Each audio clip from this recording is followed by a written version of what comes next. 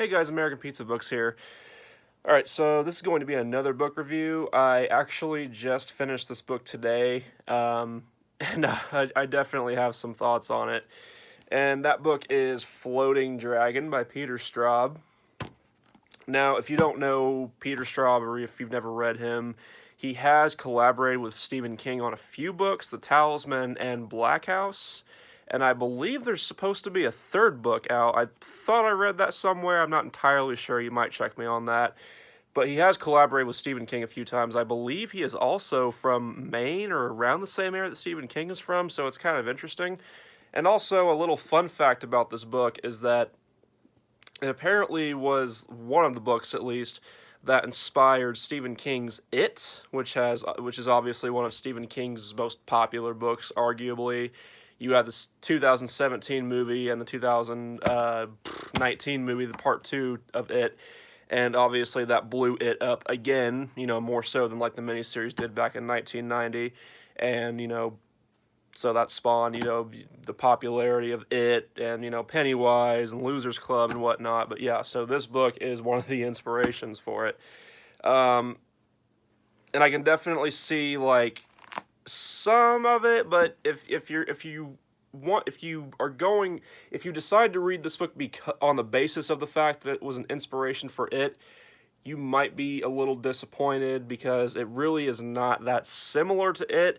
I can see the inspiration, like the roots of inspiration for It from this book, but it's not really like just like It, if you know what I mean. It is in like one aspect, but at the same time, not really. So yeah, this book, I'll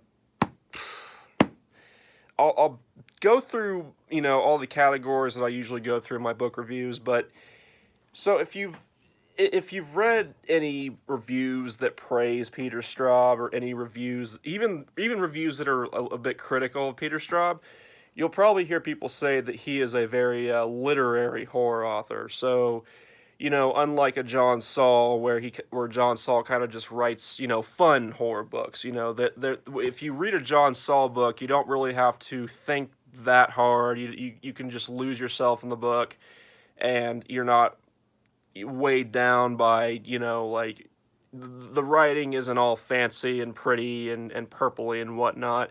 It's just a book that you can sit down, lose yourself in, and enjoy, not have to think too hard. Peter Straub is not that way. Like I said, he's a very literary author, a very literary horror author, or whatever you want to call him. He wrote horror early on in his career, then he tried to move away, at least from the supernatural aspects, and write more like realistic or realism novels. But he's arguably always been I guess he's always been like a horror thriller author, but you get what I'm trying to say. But yeah, I mean, that's something that your English professors probably get really hyped about, is literary and, literature and whatnot, good literature. So Peter Straub, again, is literary, I can't speak today, apparently, literary horror author. And it shows in this book. Now, this is the second Peter Straub book I've read. The first book by Peter Straub that I read was Julia, which was not his first published work, but it was the first book of his that kind of got more attention. He wrote a few books before Julia, and none of them really got off the ground, but Julia did. In fact, got a movie based off of it. So yeah, that's the first one I read. This is the second one I read. Julia, I thought, was pretty decent. It was a decent little horror, suspense story. This book, to me, was a little all over the place, because there's two plots, basically two main plots, and they sort of tie in together at the end, but it's made to seem like it's just a coincidence that they got tied together, if that makes any sense. It basically makes it seem like for the main villain, the other plot point was a convenience it was a coincidence, a pleasant coincidence that the villain used to his advantage in the book. That's basically how it was all tied up in the end, but getting too far ahead here. So yeah, the premise is that there's this toxin, this toxic gas that gets released onto the city of, It's called Hampstead. Is that what it's called? The city is called? I think it's Hampstead.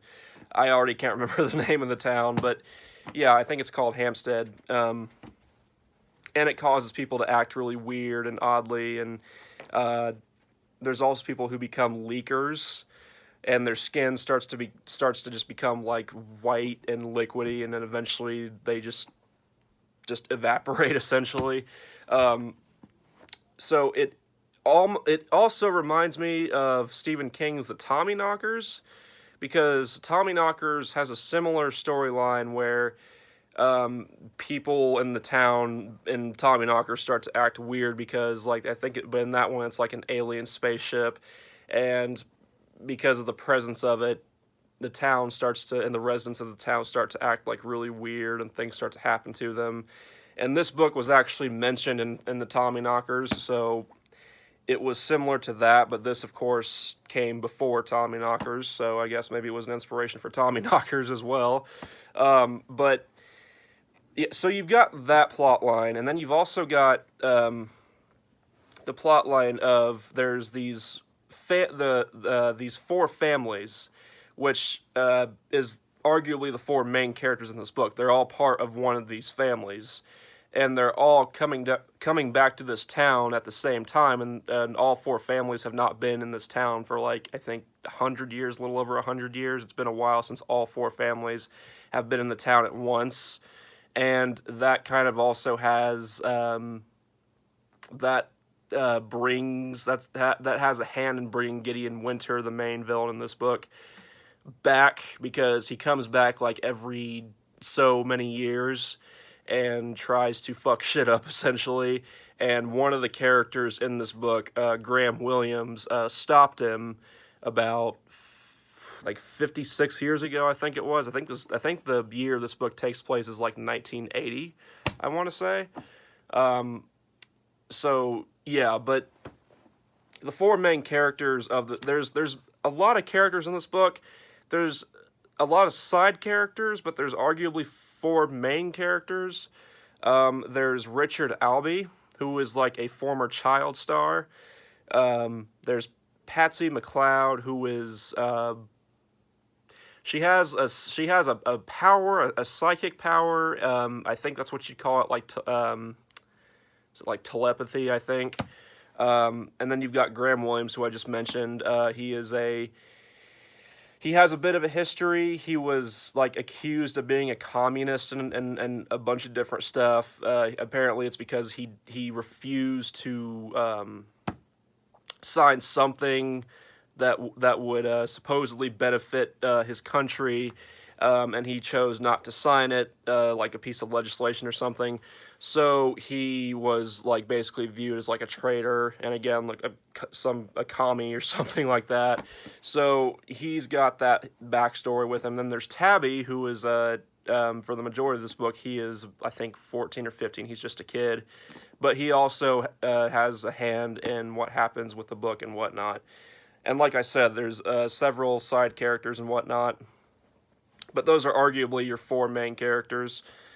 But anyways, the setting is pretty intriguing. It's probably one of the stronger aspects of the book, at least that gets you to read the book.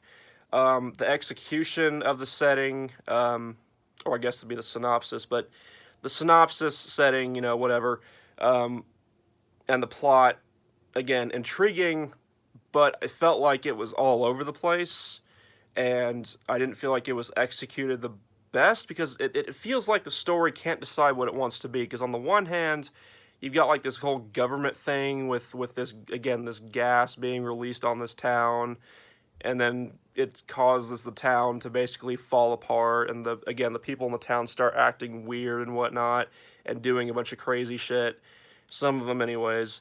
And then you've also got this other plot line with these four families, these four like dynastic families coming together, and having to fight this Gideon Winter.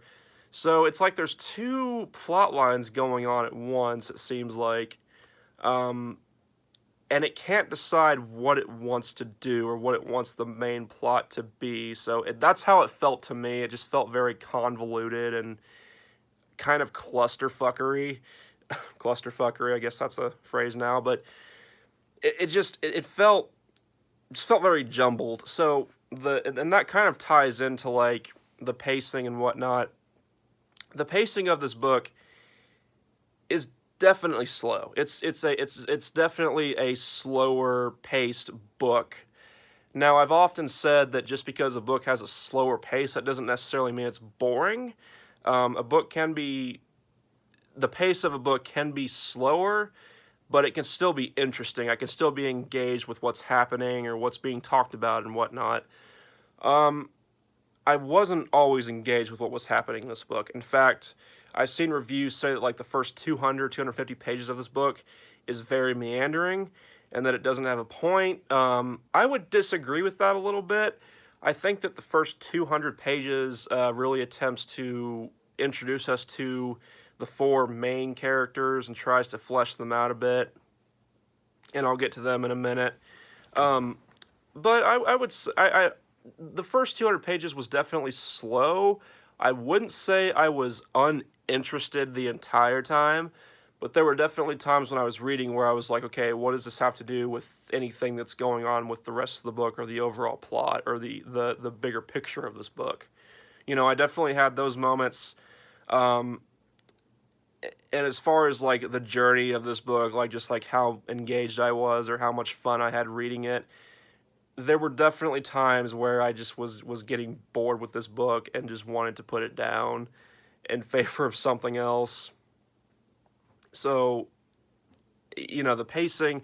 Now, there are times in the book where the pacing does pick up a little bit, particularly towards the end of the book, like the last 100, 150 pages of the book. So the pacing does pick up eventually, but for me, it was like too little too late, essentially. Because the farther I got into this book, particularly with like the last 100 pages, I just stopped caring. I mean, I really did. And there were, in the last 50 pages, I don't want to spoil anything, but like, there were parts in like the last 50 pages, 100 pages or so, where I was laughing because it was so absurd what was happening. It was so absurd and bizarre and weird. And I literally burst out laughing several times. I don't know if I was supposed to, but what was going on was so like again just so bizarre and weird, and I was just like, what the fuck is going on? Like, it just it was very very very very just definitely very out there. I mean, and not necessarily in a good way for me, at least. I mean, the plot of a book can be like more out there and weird in a good way, but it wasn't for me personally. Like that, it wasn't weird in a good way. It was weird, kind of more in a what the fuck, this is not good way. It almost bordered on parody, I thought, at some points. And again, maybe I was supposed to laugh, or I don't know. I don't think that I was supposed to, but you know, and I guess I'll just get into the characters because, you know, see, the characters, I felt like, see, the thing is, I almost felt more attached.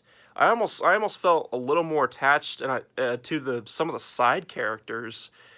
I felt that, I felt almost like some of the side characters were more fleshed out than like the main characters. Now, I thought for the most part the main characters were fairly fleshed out, but I don't know. I was at times I was honestly more intrigued with what was going on with some of the side characters. Like we've got a character, Susan Spry, who is a journalist, and she writes for this magazine in the town, and she's like doing a bit of investigative journalism.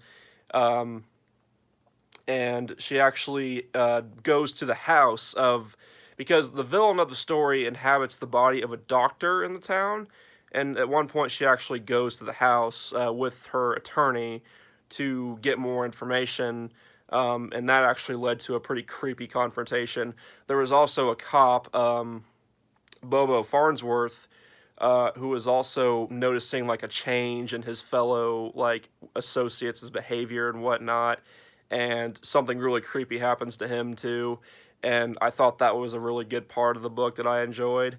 Um, and again, I found myself caring more about their stories and what they were going through than like one of the main plots of this book and what the four main characters were going through. So, but as far as the four main characters go, I felt like Richard Albee, the character, again, he was a child star, and he has flashbacks of his co-star who played his older brother in the show, and people recognize him. And there was a catchphrase that he used in the show when he was in the show as a child.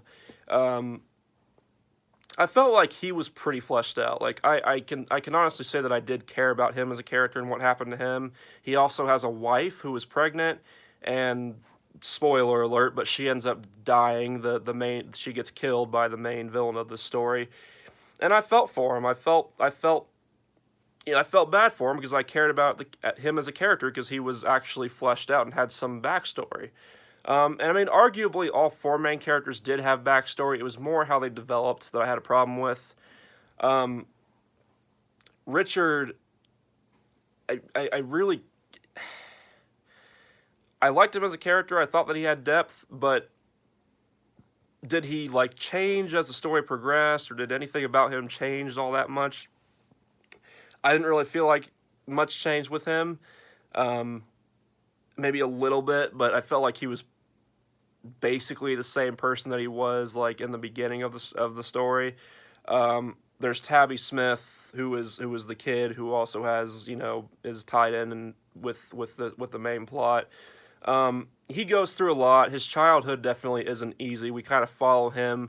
We first encounter him when he's like a toddler, and we follow him until he's like his current age in the main plot when he was like 14, 15 years old.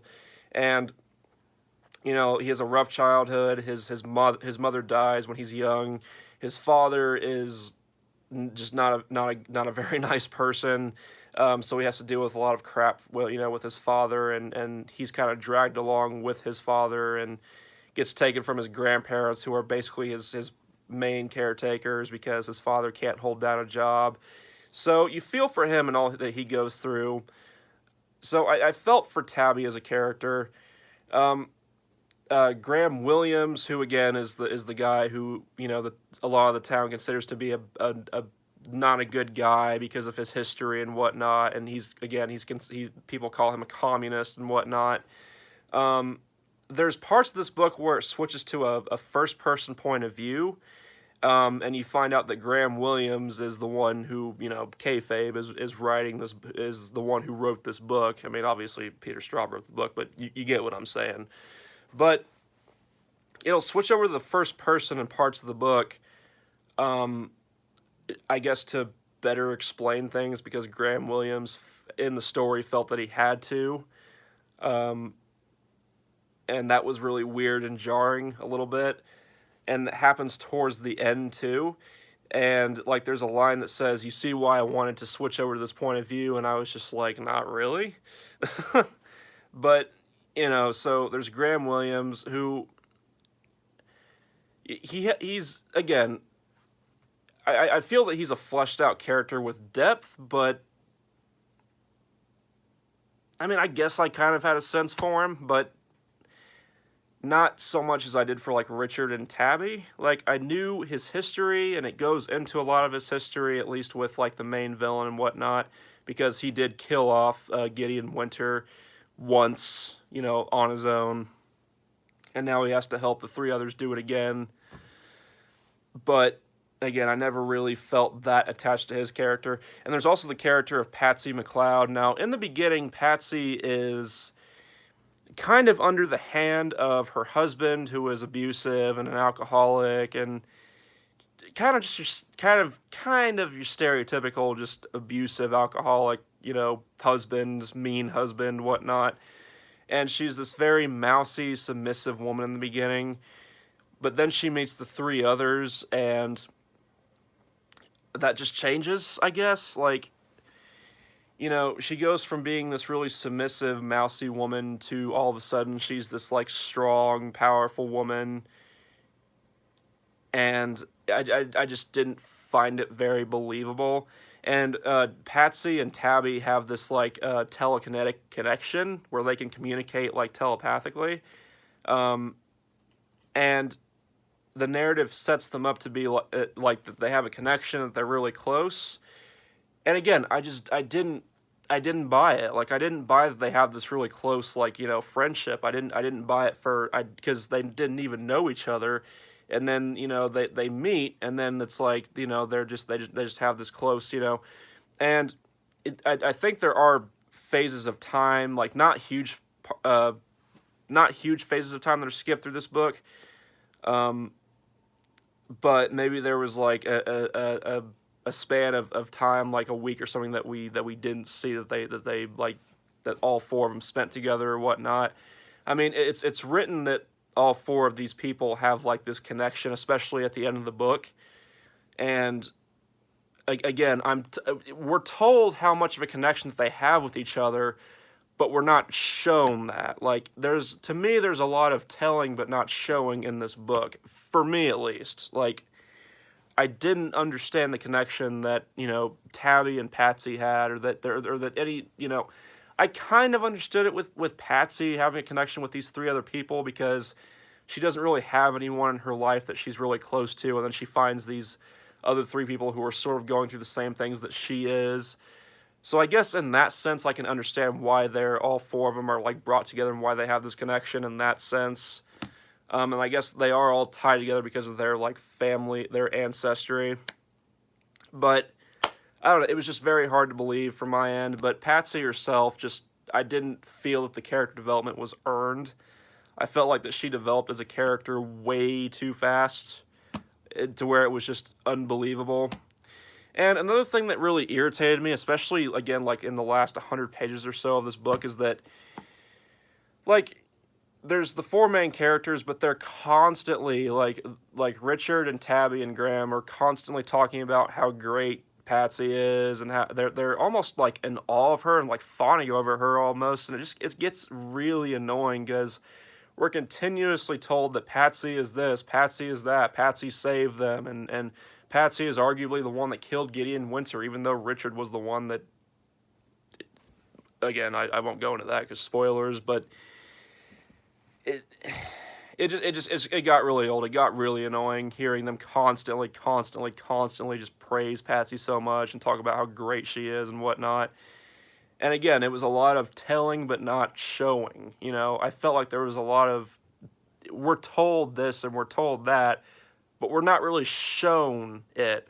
With some of the character development and whatnot. So that's just how I felt. So the characters, while I do feel like they had depth to them, while I do feel like they were fleshed out, especially like Richard and Tabby, for me at least, far from being one-dimensional characters. Like I would say that these characters are deeper characters than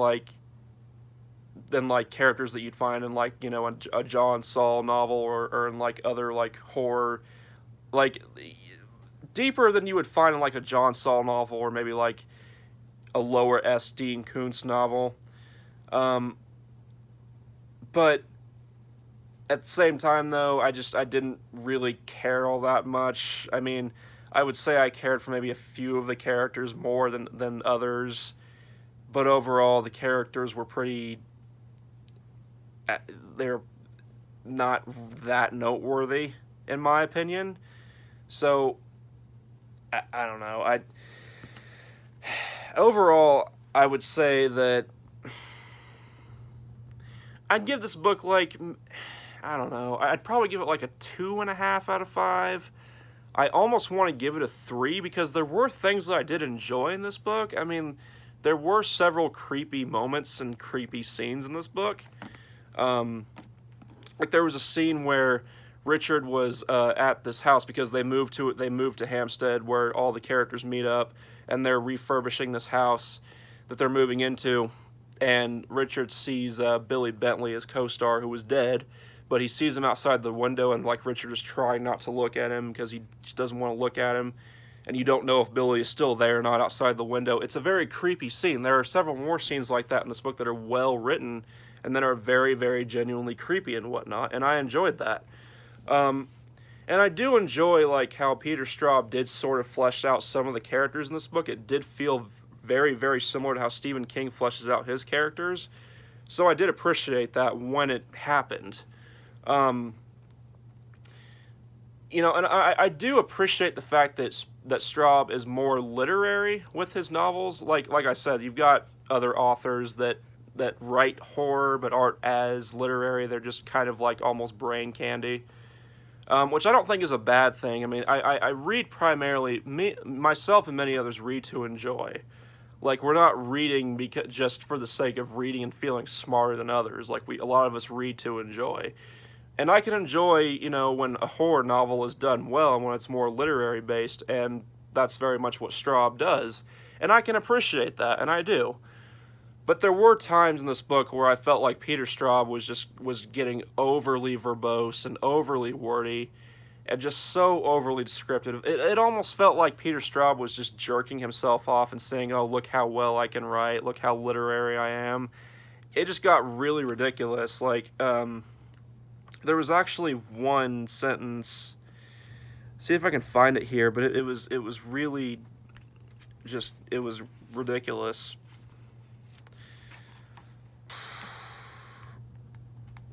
See if I can find it here. It was